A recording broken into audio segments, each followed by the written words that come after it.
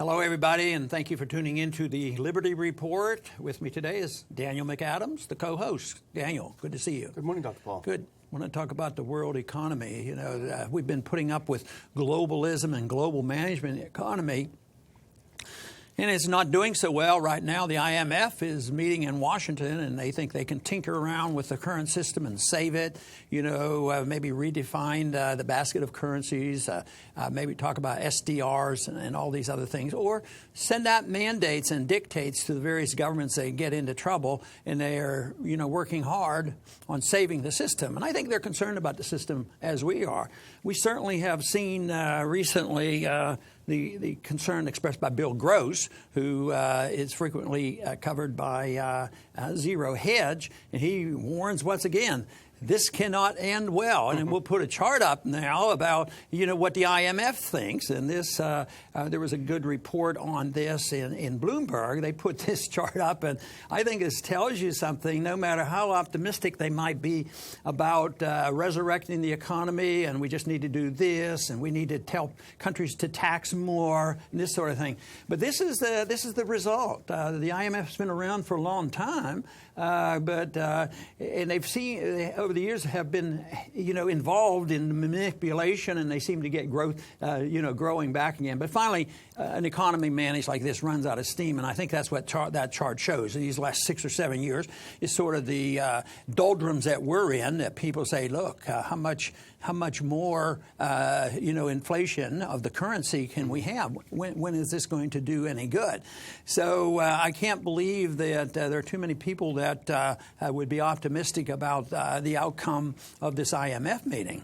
What I find remarkable in that chart is that these are the people who've been managing things, who say they're great at managing things, but look at the track record. You know, they would say it's not our fault. We just have to do more of what we're doing. We talk about this a lot in foreign policy, too. We just got to do more of it, and maybe we'll get a different outcome. But that chart doesn't make them look very smart. Well, Bill Gross has a good analogy with gambling, and betting. And he says he used to do that a bit out in Las Vegas. And he says it's like gambling, if you're down $100, you bet $200 the next time to win $100 and get your money back. And he says that's what the central banks are doing. They're doubling down. And there's a report of how much, and he mentioned it, that there was a $15 trillion increase in the amount of debt that our central banks have bought. And he said, what are you going to do? Get 16, 20, 30? But, of course, his assumption is that will end the argument that we have made on this program, that there's a limit to this. And I think most reasonable people understand this.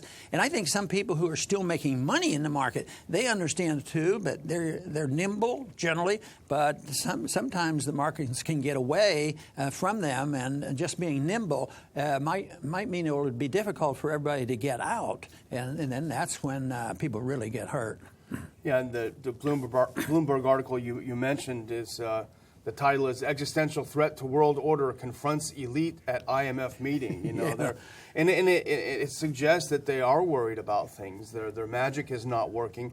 But what's interesting in the Bloomberg piece is they're looking around for someone or something to blame for this, for the fact that all of the magic tricks are not doing the job. And what's interesting, that they're looking to blame the populist uprising, and they say it threatens to depress the world economy. Christine Lagarde says it's already weak, but the populists and the nationalist sentiment and increased isolationism are threatening the economy. But, I would assume they're talking about protectionism that presidential candidate Donald Trump is talking about. That may well be the case, and we can talk about it later, but that hasn't been implemented yet. Yeah, this is, they said just the threat of protectionism is bad, and I'd agree with them.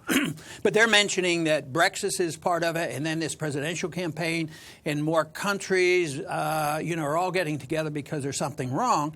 And, of course, the establishment people are saying, no, protectionism isn't good, raising tariffs. It was a trade war. But this is what was expected even back in 1945, that this eventually would would come because there was not a sound international currency, but it would be competing currencies. And yet I can't agree on either side. I can't say, well, Trump caused all this and Brexit's caused all this. That is a symptom, a reaction to a failed system. But when the IMF comes through and maybe rightfully criticizes the protectionists, they themselves say, do they give up on what we have just shown? What did they give us? After all these years, which was a predictable event from international fiat currencies. And so there is another alternative. And Gross mentions in his article that what he worries about, and he looks at a big picture, he worries about the end of capitalism. And although capitalism isn't my favorite term, he's talking about free market economy. Yeah. And he said this could end it.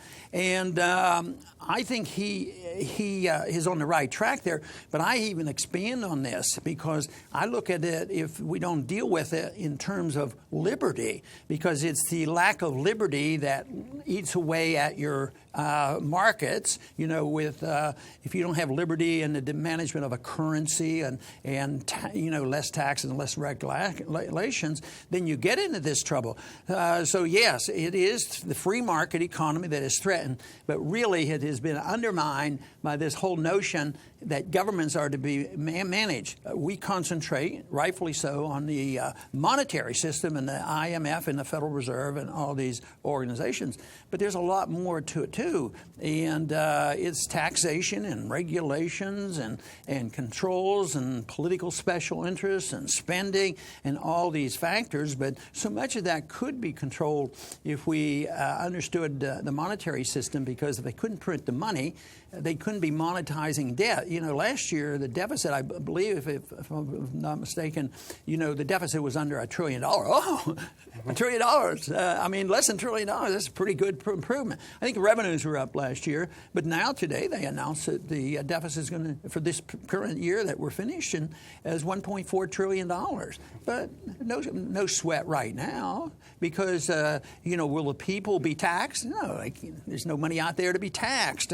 Will they borrow? Well, foreigners aren't loaning us money as readily as they used to. Well, but nobody's really worried because they know that the Fed will come in and buy the debt. They'll monetize the debt, and right now they seem to have a free ride, because the negative consequences that always come and will come, which means the value of the dollar will go down sharply. It's going down, but not as sharply as it will. They're getting a free ride, and they say, oh, we can inflate our money supply because the CPI is not going up, which they're fibbing on. But by the government statistics, they claim there's no inflation on the people, and therefore spending is good. And $1.4 trillion additional spending won't matter. I guess that's going to help them with the military budget, too. And I understand they're looking for more money in the military budget, and that seemed to be bipartisan. Yeah, I think they said they need another $1 trillion.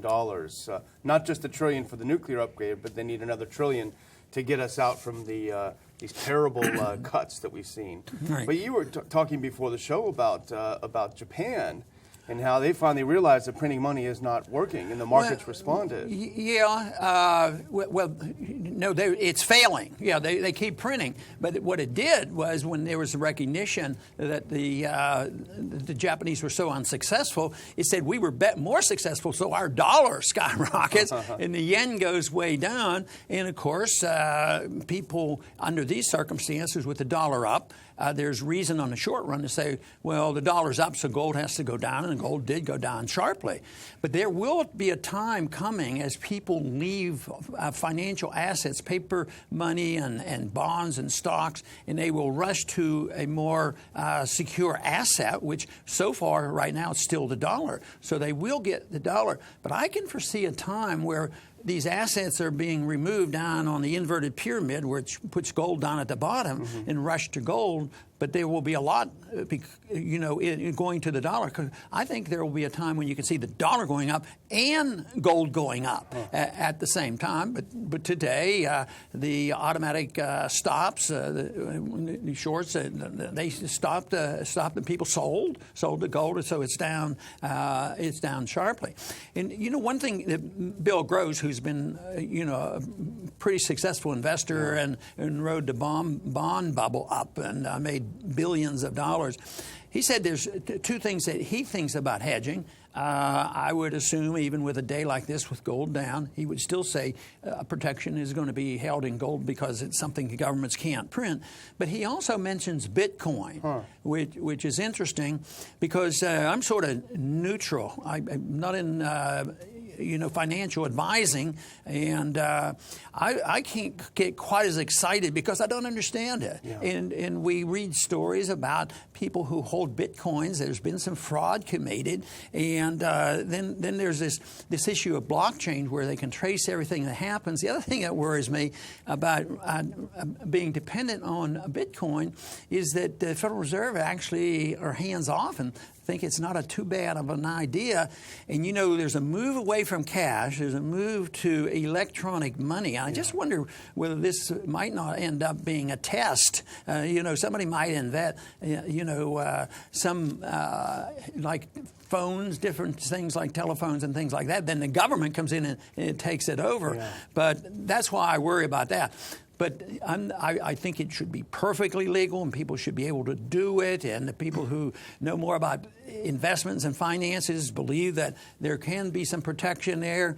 It's just that I'm not comfortable with it because it's still a lot easier for me to understand monetary policy because for thousands of years people wanted to see what real money was. And, of course, it was always the competition with the government, debasing the currency or stealing the gold and all these things. So I think it might be easier for the government to control a currency like a Bitcoin than even the people who hold coins, in a shoebox or something. One of the things a Bloomberg article talks a lot about is the threat to globalism. People are turning from globalism. But they have a very different definition than you would have, don't they? Yeah, see, I think libertarians should believe in globalism. I believe in it strongly. I want the least amount of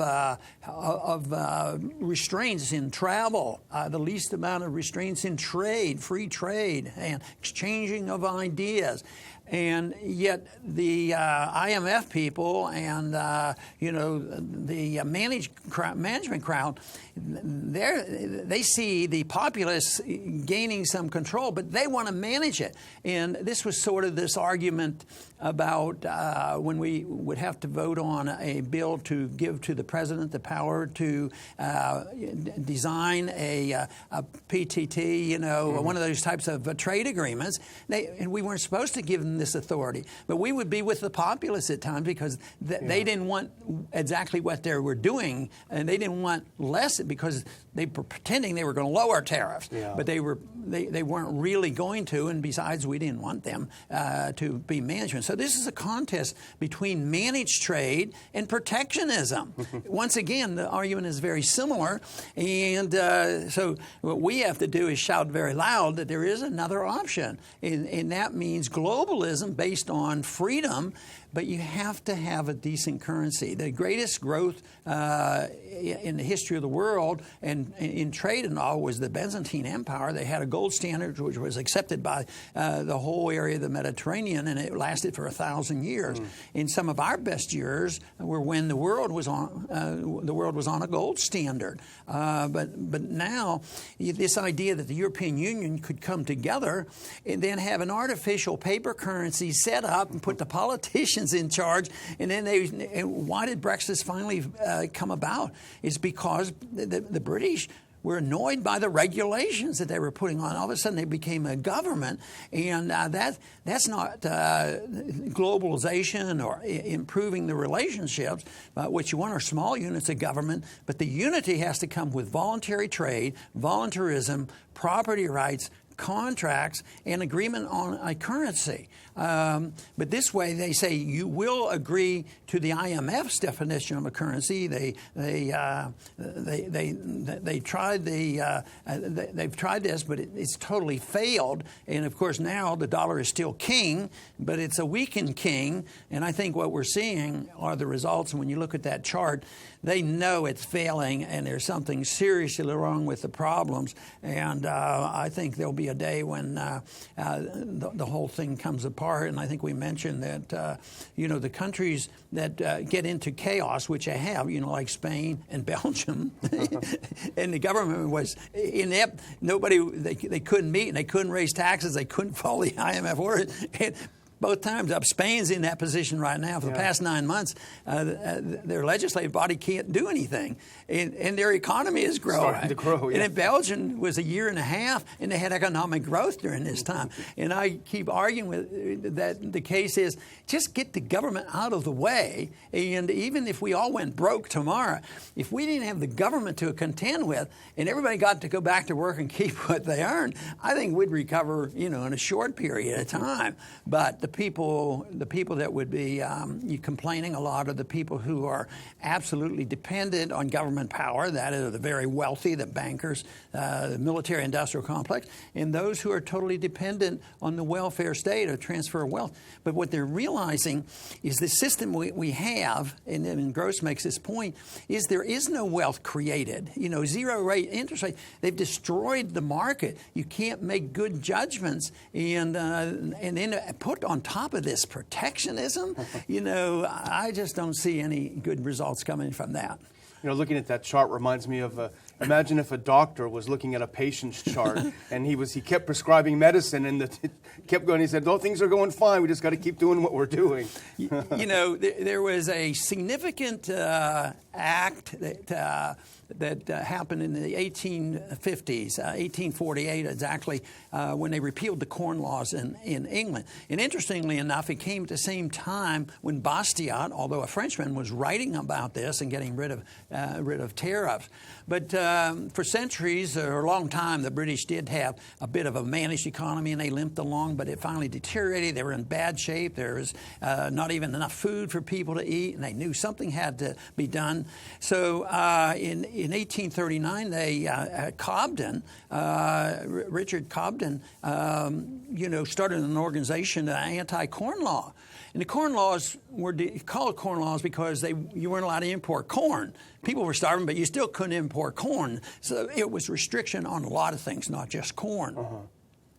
So they did that, and so he worked real hard. And Robert Peel, who was the prime minister, worked with him too, and the two of them were able to pass this law and repeal the corn laws, which meant they freed up the market. They got rid of protectionism, and actually it ushered in the age of the modern industrial age, and it was a significant event. And then through the latter part of the 19th century, and just gradually it was eroded. Now it's totally eroded. It's totally mismanaged. It's totally internationally mismanaged. We don't have any concept at all or any notion of a single sound currency. It's all manipulation. And protectionism not only is done by manipulating the tariffs, but it's also trying to rig your exchange rates. And of course, Trump talks about that a lot, but he never talks about the benefits from the rigged dollar, the rigging of the dollar as a reserve currency. This serves our interests very much. So I see this as a reversal. I think this is the reinstitution of the corn laws that we're talking about. And even though the IMF and a few other people recognize this as going the wrong way, the only thing they offer is the continuation of the policies that gave us that chart of down slope like this, because I believe we're at the end of an era. I believe that right now this will end for economic reasons. It's going to end for political reasons. It's going to end for military reasons. The Soviet system, as I've said so many times, went down not because we had a lot of weapons and we were going to attack them. It went down because it was a non-functional economic system.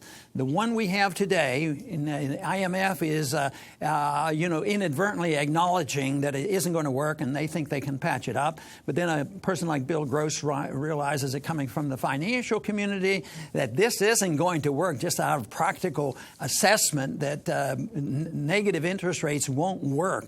It just creates too many imbalances. But ultimately, yes, it's going to attack the free market capitalism, which creates wealth. But it's also a result of the attack on personal liberty and property rights and contract rights, freedom of trade. That's what's been attacked. So it's not one thing. You can't just say, tomorrow we're going to close the Fed down and say everybody go on a gold standard. No, you have to have an understanding about liberty. And, of course, liberty is individual. It's not collective. It doesn't belong to a group. It doesn't belong to one country. So the better we understand the principles of liberty, then it's an individual concept, and it is a natural right to all of us, the better off we'll be, and the sooner we'll get the economy growing again. Right now, if we don't change this debate from super, control and super management by international bodies versus an accelerated rate of protectionism, I'll tell you what, we're not going to get out of this. But there's still a lot of people out there that understand economic policy. As a matter of fact, it's been a lot of years where nobody would ever consider, increasing tariff. Right now, the sentiment has changed a bit because people are worried. But they need to hear the right answers. And then I think we can reassure them that liberty will answer our questions, not more government. I want to thank everybody for tuning in today to the Liberty Report. Please come back soon.